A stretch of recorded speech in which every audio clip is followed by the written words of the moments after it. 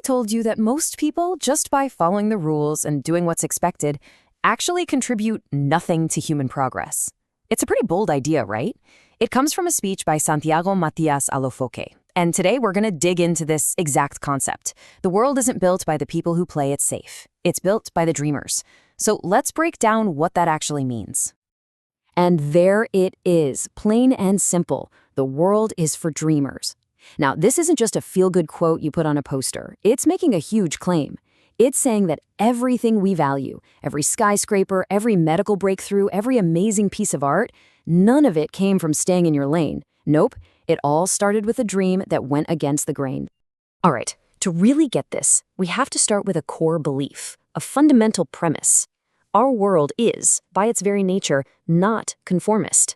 The whole system we live in, it wasn't built by people who just shrugged and accepted things the way they were. The source material really doesn't pull any punches. It says flat out, our planet is not run by conformists. And when you stop and think about it, it really clicks. Every massive jump forward for humanity, from figuring out fire to landing a person on the moon, was pushed by someone who looked at the world and said, yeah, we can do better than this. Okay, this is where the argument gets really sharp. A conformist isn't just someone who likes rules. In this way of thinking, a conformist is defined as, and get this, a person who helps with nothing. Wow, that's a powerful statement. It's saying that conformity isn't just harmless, it's actually an obstacle. Conformists don't push, they don't question, and because of that, they don't build anything new.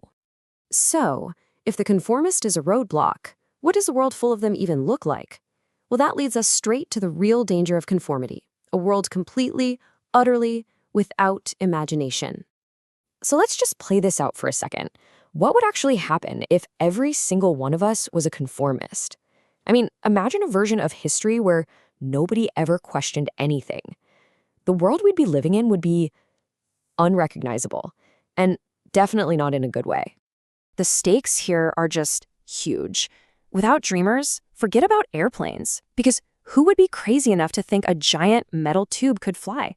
There'd be no space exploration, no talking to someone on the other side of the planet instantly, no life-saving medical breakthroughs. Every single one of those things started as an idea that seemed absolutely impossible to the conformist mind. And this is where the hero of our story comes in, the dreamer. They are the engine. They're the ones driving progress forward. They are the direct antidote to that stagnant gray world we just pictured. Let's put these two mindsets head to head. On one side, you've got the conformist, passive, just accepts reality and avoids risk like the plague. But on the other side, you've got the dreamer, active, always questioning, and totally willing to jump into the unknown. See, it's not just about their personality, it's about what they do. The dreamer doesn't just imagine a different world, they take the risk to actually go out and create it. Now, this isn't some new age idea. This legacy of taking big risks goes back centuries. The source material uses a classic, and controversial, example to make the point: Christopher Columbus. His journey basically gives us the 3-step playbook for the dreamer. Step 1, you have to risk it. He had to leave behind everything that was safe and known. Step 2, you have to seek the unknown. He was chasing a goal that seemed completely nuts to most people. And step 3, you make a discovery. And this is the real kicker. He didn't even find what he was looking for, but he found something that changed the world anyway. That pattern, risk, seek, discover, it's not just for explorers, it's a formula for innovation. So, we've seen the two paths, right? There's the conformist, who accepts the world as it is, and then there's the dreamer, who changes it. And that brings the question right back to us, doesn't it? Which side are you on? Are we just passively living in the reality we were handed, or are we actively trying to build a new one? And look, that question isn't just something to ponder, it's an invitation. This last part is all about realizing that being a dreamer isn't reserved for famous historical figures. It's a choice we can all make. It's an opportunity. And maybe, just maybe, it's a responsibility. Because, like it says here, the future really does depend on you.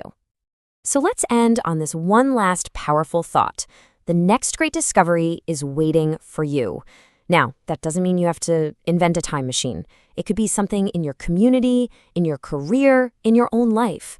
The story of the world is still being written, and it's always going to be written by the people who dared to dream. So the only question left is, what are you going to build?